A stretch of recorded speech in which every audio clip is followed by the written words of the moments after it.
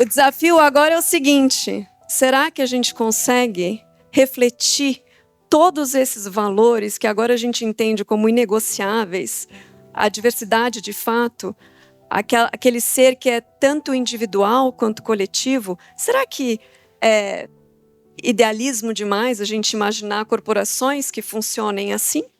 Que tenham um olhar mais amplo para os seus stakeholders? Então a gente vai trazer aqui agora o nosso querido... Já está pronto? Só uma questão técnica aqui, gente. Geraldo? Geraldo está pronto, está ficando pronto. A gente teve uma pasta de mágicas aqui para tirar as cadeiras do palco.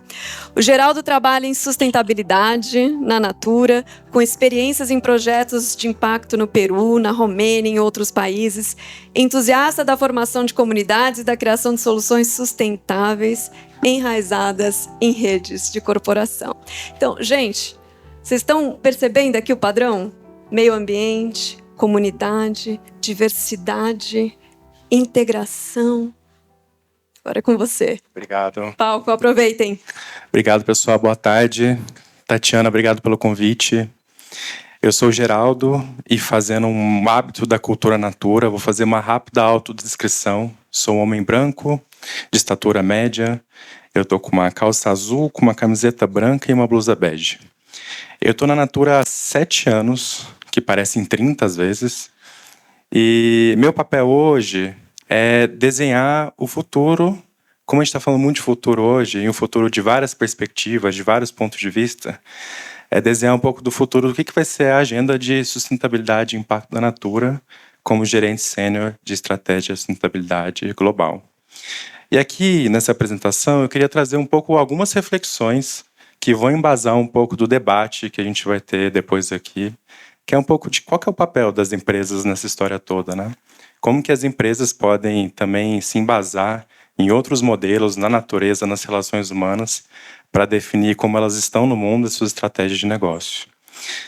Apresentando rapidamente a Natura, para quem não conhece, a Natura hoje é a líder do mercado de beleza na América Latina. Opa, agora eu vi que eu tenho um apoio aqui. A gente está em 14 países na América Latina, são mais de 14 mil colaboradores, 60% desses colaboradores são mulheres. E para mim, que cheguei na Natura 7 anos atrás, viver um ambiente predominantemente feminino foi transformador.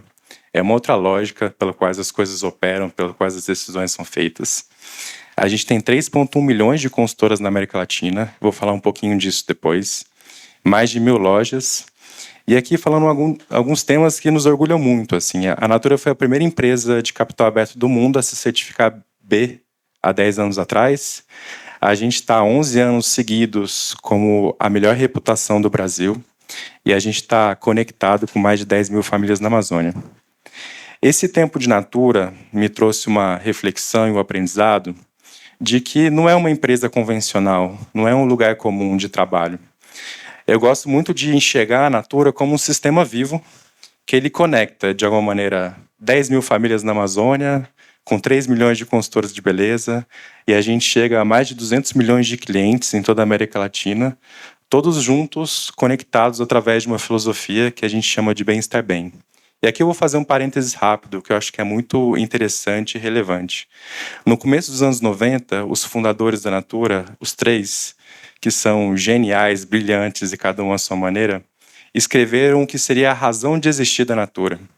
Olha que interessante, assim, numa época onde as empresas falavam sobre missão, visão, valores, eles pararam para desenhar e chegar num consenso sobre qual que é o sentido de uma empresa como a Natura existir no mundo. Eles chegaram nesse binômio bem-estar bem. Então, a razão da Natura existir era promover o bem-estar, então uma relação harmoniosa das pessoas consigo mesmas, e o estar bem, que é uma relação harmoniosa das pessoas com o mundo que as rodeia. Então, tudo que guiou a gente de lá até aqui, os nossos produtos, os nossos programas, os nossos serviços, de alguma maneira é embasado nessa lógica do bem-estar bem. E aqui tem uma crença, e aí é engraçado, né, que todas as vezes que a gente está perdido em relação ao futuro, para onde que a gente volta nessa pedra filosofal da razão de ser das crenças da Natura. Tem uma crença que eu queria trazer aqui para vocês, de 92, que ela fala que a empresa, um organismo vivo, é um dinâmico conjunto de relações, o valor e a longevidade estão ligados à capacidade de contribuir para a evolução da sociedade e seu desenvolvimento sustentável. Aqui tem uma distinção que para a gente foi muito importante de lá até aqui, que é o impacto não é algo acessório de uma empresa, para a Natura pelo menos, né? O impacto deveria estar embedado dentro da nossa próprio modelo de negócio. Nosso modelo de negócio deveria alimentar impacto e vice-versa. Essa lógica compensadora ou mitigatória não faz sentido para a gente. Tirar de um lado e compensar de outro. O impacto, de alguma maneira, deveria estar intrínseco ao nosso próprio sistema de negócio. E para entender um pouco do impacto que esse sistema de negócio, que envolve tanta gente, gera no mundo, a gente criou há 5 anos atrás uma ferramenta que se chama IPNL. De uma maneira muito simples, qualquer negócio, ele depende para existir da natureza, das pessoas e da sociedade. E ao existir, ele gera impactos positivos e negativos nos 3, no capital natural, no capital humano e no capital social. A gente criou uma ferramenta para entender o que são esses impactos, como, de alguma maneira, mensurar esses impactos, como atribuir valor financeiro a esses impactos. E a gente chegou numa conclusão que para cada real de receita que a Natura gera, ela gera 2,7 reais de impacto positivo no mundo. E é bem interessante porque essa metodologia traz para a gente um pouco de quais são os efeitos que a gente gera em pessoas, na natureza e na sociedade, onde que estão os principais gaps em termos de estratégia, para onde que a gente deveria ir, se a gente tem uma ambição de ser um sistema de negócio regenerativo no futuro. Isso aqui também trouxe para a gente uma reflexão importante que a gente já era uma empresa de impacto positivo, que era uma ambição que a gente tinha setado em 2014, na nossa primeira edição da Visão 2050. E aí eu queria aqui hoje, como a gente tem um pouquinho tempo, mas eu me coloco à disposição para conversar com vocês também depois do painel e depois da apresentação, e até depois do evento, se vocês quiserem, eu queria pensar 2 vetores interessantes de impacto positivo da Natura, que estão baseados nas relações humanas, que é um dos temas centrais aqui desse evento hoje. O primeiro é a venda por relações. Talvez o dado que mais me assusta até hoje na Natura é as 3,1 milhão de consultoras que a gente tem em toda a América Latina. Então a gente opta por botar alguém entre a gente e o nosso consumidor final. Um outro dado que me assombra é que a gente tem uma consultora em cada cidade do Brasil hoje. Cada uma constrói a sua interpretação do que é Natura, cada um é uma representante da Natura na sua região e no seu lugar. E uma coisa que eu aprendi sobre a venda por relações é que ele é um modelo comercial que ele tem como base, como essência, as relações comunitárias, né?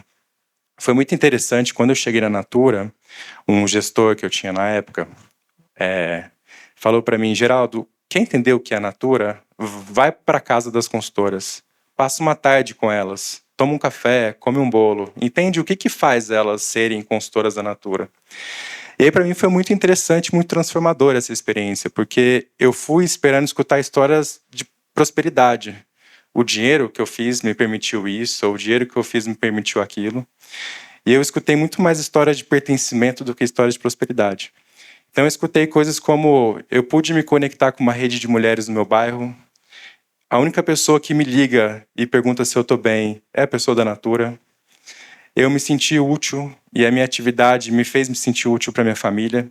Então eu me dei conta que essa escolha que a gente fez lá atrás, de um modelo comercial baseado em relações comunitárias e em pessoas, era sobretudo uma escolha social, antes de ser uma escolha de comercial, uma escolha de negócio.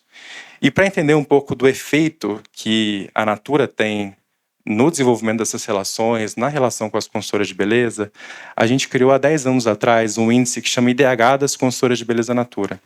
Baseado no IDH do PNUD, e a gente teve o apoio do PNUD há 10 anos atrás para construir a primeira edição do IDH, a gente tenta entender quais são os avanços da população de consultoras em 3 frentes e 3 dimensões, que é acesso à saúde, educação e trabalho. Então, a gente, ao longo do tempo, consegue entender o que está melhorando, o que está piorando, e até, de alguma maneira, ter um retrato dos países que a gente opera, né? Então, é interessante que a gente viu uma queda ali em 2022, eu estava na Natura, de cidadania. Então, as consultoras sistematicamente estavam mais afastadas da vida pública, estavam acreditando menos. Isso dialogou muito com o período que a gente vivia no Brasil de extrema polarização, distanciamento social entre as pessoas. Então, é legal que isso aqui não é um retrato só da população de consultoras da Natura, mas também dos países onde a gente opera. E é legal falar que a gente, na última edição do IDH, chegou no melhor resultado histórico versus em todas de 10 anos de IDH, e a gente atingiu uma taxa de crescimento de 3,3%. Então, isso aqui é um indicador super interessante, que ele vai moldando um pouco dos programas sociais que a gente tem para consultoras, que a gente tem vários temas e várias segmentações, e inclusive também ajustes do nosso próprio modelo comercial se baseiam no desenvolvimento humano. Então, isso aqui é um retrato interessante que eu queria trazer para vocês, que olhar para essa população de consultoras, de novo, não é só uma decisão de negócio, mas é também uma decisão de transformação social e transformação humana que a gente tem. Opa, é o verde. Outro eixo de impacto que eu queria também discutir e trazer para vocês, e para abrir para o debate de painel, é a Amazônia, né? A Natura opta, há 25 anos atrás, e a gente comemora 25 anos na semana passada, no Dia da Amazônia, por fazer da floresta amazônica parte da nossa cadeia de valor. E em 25 anos, a gente conseguiu chegar a 44 bioingredientes no nosso portfólio. A gente fez um estudo essa semana que, hoje, ativos no nosso portfólio, a gente tem mais de 1.000 produtos que têm algum ativo, bioativo, que veio da Amazônia. A gente desenvolveu 94 cadeias da sociobiodiversidade, junto a 44 comunidades agroextrativistas parceiras. A gente chega a 10.000 famílias conectadas ao nosso sistema de negócio na Amazônia, e elas juntas ajudam a gente a manter de pé 2,2 milhões de hectares de floresta.